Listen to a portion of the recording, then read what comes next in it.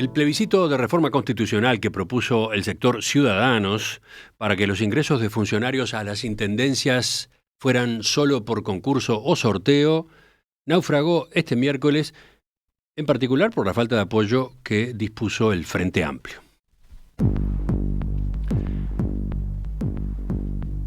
El Grupo Colorado necesitaba sí o sí que los parlamentarios de la oposición firmaran la iniciativa para obtener así el apoyo de 52 miembros de la Asamblea General, que es el requisito previsto en la Carta Magna para que se llame a consulta popular. Sin embargo, el Frente Amplio terminó decidiendo que la bancada no acompañara esa propuesta de plebiscito, ni siquiera con los agregados que se introdujeron en la coalición de izquierdas para que la norma abarcara a todo el Estado, incluyendo el Poder Judicial. A esa determinación se llegó porque en su sesión del martes de tarde, la mesa política tuvo el siguiente resultado. La idea de una reforma alcanzó mayoría, pero no los 2/3 que eran necesarios para un asunto de este tipo según el reglamento. Ayer, en un comunicado que emitió al anochecer, Ciudadanos manifestó su sorpresa por la decisión del Frente Amplio. Al mismo tiempo, lamentó que el Partido Nacional no hubiera acompañado el plebiscito y prometió seguir levantando la bandera de una política inspirada en la ética. Vamos a este asunto, vamos a encararlo por un par de ángulos. Empezamos por el posicionamiento de Ciudadanos. Para eso estamos con el diputado Ope Pasquet. Diputado Pasquet, buen día, gracias por acompañarnos. Buen día, ¿qué tal? Un gusto saludarlo. ¿Por qué esto de la sorpresa? ¿Por qué manifestaron sorpresa en el comunicado por la decisión del Frente Amplio? ¿Ustedes habían tenido contactos previos que les hacían prever que iba a haber respaldo? Bueno, había dos elementos que nos hacían prever que habría respaldo. En primer lugar, la votación en el Senado, en la cual el Frente acompañó el planteo del senador Adrián Peña. En segundo lugar, los trascendidos de prensa, corroborados por algunas conversaciones informales, en el sentido de que el Frente acompañaría la propuesta, pero la haría más amplia, abarcando a todo el Estado, bueno, con algunos agregados, etcétera, pero todo lo cual iba en el sentido de decir, bueno, van a apoyar la reforma, harán una reforma más amplia, hagan sus propias propuestas, pero en definitiva lo van a apoyar. Y ese documento, ese borrador del Frente Amplio había llegado a Ciudadanos. La prensa decía, por ejemplo, La Diaria, que en ese sector se lo veía bien, que se estaba dispuesto a aceptar esos cambios. No había una decisión formal porque no se había concretado formalmente el planteo del Frente, pero en el plano es informal, de los trascendidos, lo que se había publicado en prensa, etcétera, decíamos, bueno, si es por acá, nosotros vamos a acompañar, estamos de acuerdo con esto. Por eso la sorpresa de ayer. ¿Romina? Sí, diputado Pasquet, a ver, ayer hablábamos con Rafael Michelini, el líder del Nuevo Espacio, que fue uno de los sectores del Frente Amplio que no acompañó la iniciativa de plebiscito, y él sostenía que no se puede resolver el apoyo a una reforma constitucional en 10-15 días, ¿no? Decía, bueno, así no se tiene tiempo para analizar los cambios que se pretende introducir a la Constitución, y cuestionaba de alguna manera que se estaba como cobrando al grito de Ciudadanos. ¿Qué contesta usted a este argumento que se ha mencionado mucho? Sí, me parece absolutamente inconsistente, ¿no? Porque, no, acá no se trata de ningún invento.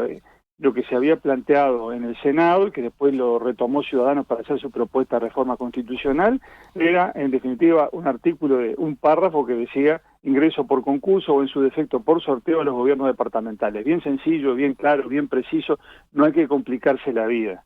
Era bien fácil y además no era ningún invento, sino que recoge un tema que en el país empezó a discutirse desde que yo fui diputado por primera vez en el primer gobierno después de la dictadura. Ya ahí entonces hablábamos de ingreso por concurso a la función pública. Yo presenté un proyecto de ley en ese sentido referido a la administración central. Desde hace casi 40 años que estamos hablando del ingreso por concurso. No, pero Michelini y también dirigentes del Partido Comunista a lo que iban era, bueno, poner en la Constitución, poner este tema en la Constitución requiere análisis. Requiere cuidado, ¿no? Porque una vez que queda en la Constitución ya sabemos lo rígido que pasa a ser el concepto, la disposición. Entonces, como que había que tener un tiempo en particular para definir, examinar la parte técnica, ¿no? Insisto, no presenta absolutamente ningún problema. Es bien sencillo, bien claro y bien preciso. Y me extraña que los que están proponiendo una reforma jubilatoria en la Constitución se alarmen por la rigidez de poner el ingreso por concurso en la Constitución. Usted alude a la otra reforma, la de seguridad social. Exactamente. Están haciendo un proyecto de reforma constitucional para meter la edad de jubilación en la Constitución y se quejan por la rigidez que significaría poner el ingreso por concurso en la Constitución. No se sostiene, son verbalismos, son formas de hablar para salir del paso y tratar de explicar una inconsistencia evidente. Ahí, de todas formas, el Nuevo Espacio no apoya esa otra reforma, ¿no? Por lo menos en ese sentido está siguiendo la misma línea, digamos. Ha hecho otras propuestas el Nuevo Espacio, en fin, pero más allá de revisar los antecedentes, que puede ser un ejercicio útil en otras circunstancias, ¿no?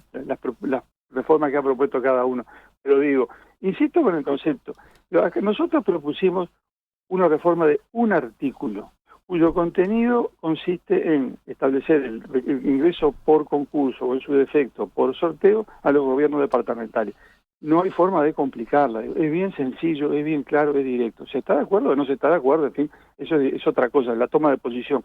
Pero decir que esto puede significar una complejidad técnica, hay que estudiar con el auxilio de constitucionalistas durante 10 o 15 días, por favor, somos todos grandes. Otro argumento que manejaba el propio Michelini es que, bueno, el Frente Amplio si acompañaba, se iba a estar embarcando en un plebiscito constitucional sin estudios de opinión pública, que hay algún trascendido que aparentemente, bueno, el Frente Amplio efectivamente había encargado algún estudio al respecto, pero sobre todo, decía él, sin saber qué puede pasar en el resultado, ¿no? Recordemos, es exigente lo que se establece para que efectivamente se dé una reforma a la Constitución, ¿no? Tiene que tener el 50% más uno. Y él decía, bueno, hasta podría haber dudas de si si efectivamente se llegaba a plebiscitar en octubre próximo, que en una campaña electoral donde estaban en juego otras cosas, con tantas iniciativas de consulta popular también arriba de la mesa, bueno, esta fuera a alcanzar el 50% más uno y por lo tanto a prosperar. Y decía, y en cambio, si fracasa, nos amputamos la posibilidad de después plantearlo al Parlamento, o por lo menos es discutible que una iniciativa que fracasó en una consulta popular después se intente plantear de vuelta en el Parlamento en una próxima legislatura, ¿no? Quizás esta línea argumental sea todavía más inconsistente que la anterior, que es difícil, pero quizás lo logre.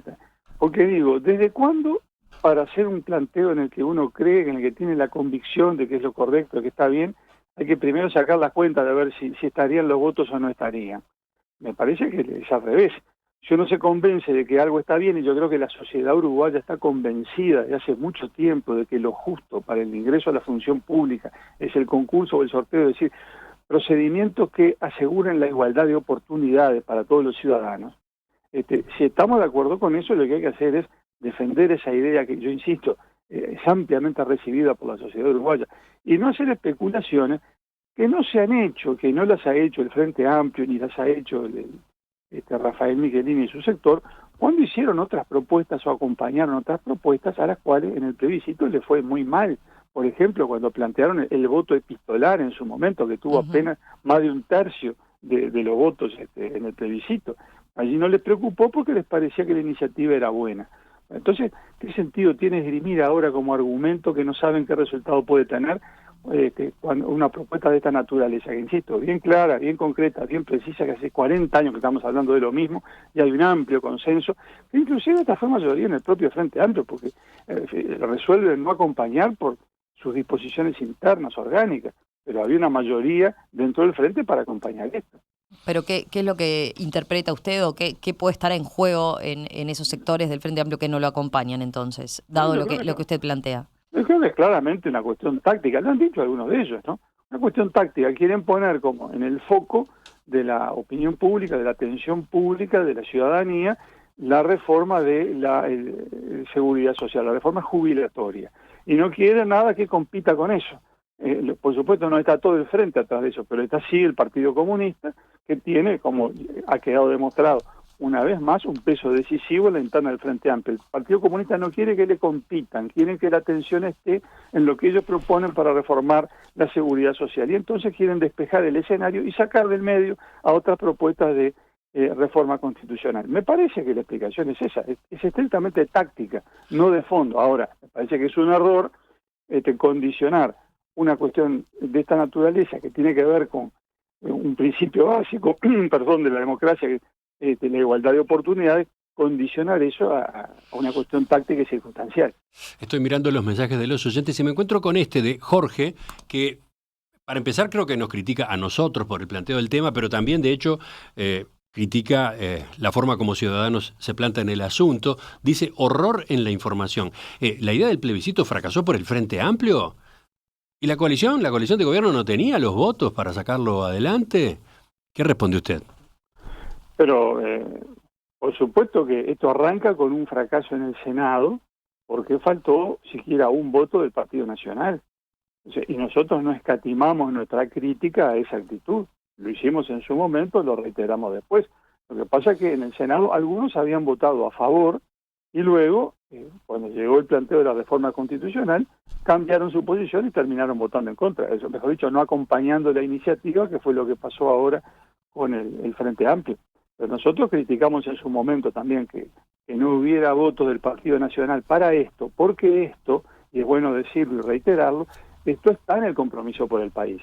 No es un invento de Ciudadanos. Esto está en el compromiso por el país. Vaya al capítulo 2, que es un Estado inteligente y transparente, y ahí está, en negro sobre blanco, el ingreso por concurso o por sorteo en el gobierno departamental. Entonces nosotros quisimos concretar eso que era parte de nuestra promesa del electorado en el 2019, quisimos concretarlo, bueno, no estuvieron los votos en el Senado. Entonces, ya que se planteaban objeciones de constitucionalidad o dudas sobre la constitucionalidad, dijimos, bueno, muy bien, cortemos por lo sano. Si hay dudas sobre la constitucionalidad de esto, vamos a proponer una reforma constitucional para superar el problema. Y acá, en ese momento, nos encontramos con que el Frente, para nuestra sorpresa, dijo, no acompañamos. O sea, lo que se puede decir es que el orden es el siguiente. Primero, no se logra el acuerdo, no se logra el respaldo de la propia coalición de gobierno a una iniciativa que Ciudadanos plantea y que viene del propio compromiso por el país previo al balotaje. Ante ese escenario, resultaba determinante cómo se comportaba el Frente Amplio. Y el hecho de que el Frente Amplio no termine acompañando es lo que sí ahora determina el fracaso. Ese es un poco el orden. Es exactamente así. Creo que sobre el orden cronológico nunca hubo ninguna duda. Fue como usted dice. Quizás el oyente hace más referencia a que, por ejemplo, el comunicado de Ciudadanos es más duro con el Frente Amplio que con los propios socios de la coalición de gobierno, ¿no? En ese sentido, ustedes, más allá de que la iniciativa no prospere, ¿van a cuestionar más públicamente o van a insistir más en este punto, en que efectivamente es un aspecto que no se está cumpliendo? Bueno, Robert Silva lo dijo ayer con todas las letras. Si a él le toca ser el candidato único del Partido Colorado para octubre, va a ser cuestión de este punto. Es decir, si no hay acuerdo sobre esto, no habrá tampoco acuerdo para constituir una coalición de gobierno para el próximo periodo. Esto no es un capricho ni nada antojadizo. Esto es como decir, señores, si a la hora de formar la coalición decimos que nos tenemos que poner de acuerdo y decir sobre qué base vamos a gobernar, bueno, después hay que cumplirlo, porque no se puede poner las cosas en el compromiso por el país y después alegremente no cumplirlo. Nosotros hacemos cuestión de esto y si no tenemos un acuerdo expreso, explícito, claro, preciso, bueno, entonces no formaremos coalición, porque no podemos juntarnos simplemente para compartir 5 años juntos, ¿no? A tal punto llega eso, o sea, es una línea roja efectivamente para ustedes de ahora en más.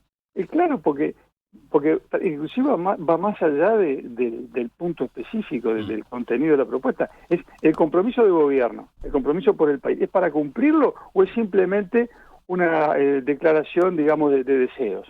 Nosotros entendemos que es para cumplirlo. Entonces, nos tenemos que poner de acuerdo en esto. ¿Estamos de acuerdo en que esto es para llevarlo adelante y cumplirlo, tal como lo hemos interpretado nosotros a través de estos 5 años? ¿O no es así? Nos parece que esto es fundamental para que haya una coalición de gobierno para el próximo periodo. Y ese es un mensaje dirigido en particular al Partido Nacional, ¿no? Digo porque en el comunicado ustedes mismos resaltan y agradecen el apoyo de Cabildo Abierto y el PERI, más el Partido Independiente. Claro, correspondía hacerlo. En buena ley hay que agradecer ese apoyo que estuvo. Cabildo votó en el Senado y luego acompañó esta propuesta. Y así como otras veces discutimos con Cabildo por discrepancias que hemos tenido, acá correspondía agradecer su apoyo. O sea, la diferencia es con el Partido Nacional, Sí, o mejor dicho, con buena parte del Partido Nacional. No, bueno, con todo, porque en el Senado no hubo ni un voto para Ah, está bien. Finalmente no hubo ningún voto, no ¿cierto? hubo ni un voto. Para terminar, diputado Pasquet, lo que ocurrió fue que quedó sin efecto, se bloqueó la posibilidad de presentar ahora ante la Asamblea General la reforma constitucional que ustedes impulsan con 52 firmas de legisladores. Presentar ahora, antes del 27, que era lo que iba a permitir que la consulta popular se concretara en octubre, junto con las elecciones nacionales. El 27, ahora, este fin de semana, vence el plazo de esos efectos. Mi pregunta es, ¿y si presentan más adelante? ¿Si consiguen el apoyo más adelante?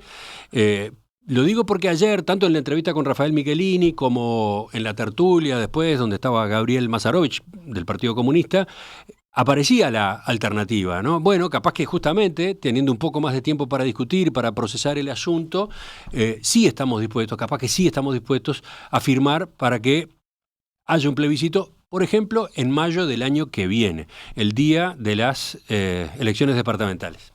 Bueno, habrá que verlo. Si llegado el caso se plantea esto formalmente, lo consideraremos, pero ver para creer, ¿no? Porque palabras que quedan en el aire, ya estamos cansados. Si se concreta el planteo, lo analizaremos en su momento. Nosotros, por nuestra parte, estamos convencidos de esto, queremos ir adelante, y por eso decía ayer Robert Silva, si a él le toca ser el candidato del Partido Colorado en octubre, lo va a plantear como un requisito no negociable para formar una coalición de gobierno. Empecemos por ahí. Después vemos lo demás, si las cosas que se concretan. Pero parece una posibilidad interesante, ¿no? No dejar morir la idea del plebiscito. Bueno, sí, por supuesto, es bien interesante, pero insisto, hay que ver que si las cosas se concretan, porque si no, con los amagues y lo bueno que de repente más adelante quedamos en nada. Jurídicamente ustedes tienen examinado ese punto, o sea, es posible, porque hay alguna discusión, ¿no? Hay alguna discusión. Sí, eso habrá que verlo, eso habrá que estudiarlo técnicamente, si es posible o no, pero nosotros habíamos pensado todo para la elección de octubre, pero si se plantea concreta y efectivamente una alternativa, la analizaremos con mucho cariño, con ganas de que se pueda concretar. Ya que lo señala, este tema ha traído una discusión más de fondo, ¿no? Por ejemplo, pienso en planteos como el de Mujica, que ha señalado, bueno, estas consultas populares no deberían ir junto con la elección nacional. ¿Ustedes comparten eso? No me parece que se pueda decir eso con generalidad. En algunos casos podrá ser conveniente, en otros no. Pero lo cierto es que en caso de llegar a las firmas o los requisitos, estaban en juego hasta 6 plebiscitos que se hicieran en simultáneo con las elecciones nacionales. Claramente no va a ser ese el número, pero digo, lo que se plantea es un desafío ahí y una posible distorsión de lo que es una elección nacional como tal, donde se elige candidato, donde se elige presidente, ¿no? Bueno, pero si estamos orgullosos de nuestra democracia y creemos en nuestras instituciones, bueno, vamos a exigirle a esa democracia y a los partidos políticos. Hay varias iniciativas, bueno, los que crean que vale la pena defenderlas tienen que informar a la ciudadanía, trabajar por esas iniciativas.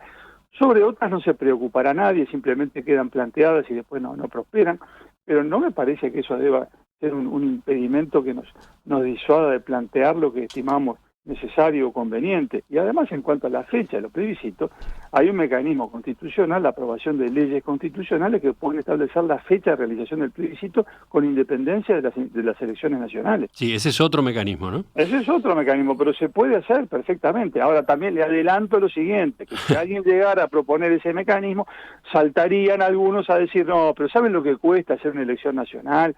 ¿Saben los millones de dólares que nos cuesta? La Corte Electoral está abrumada de trabajo, no puede. ¿Por qué no la hacen junto con las elecciones nacionales y se dejan de jorobar? Por favor.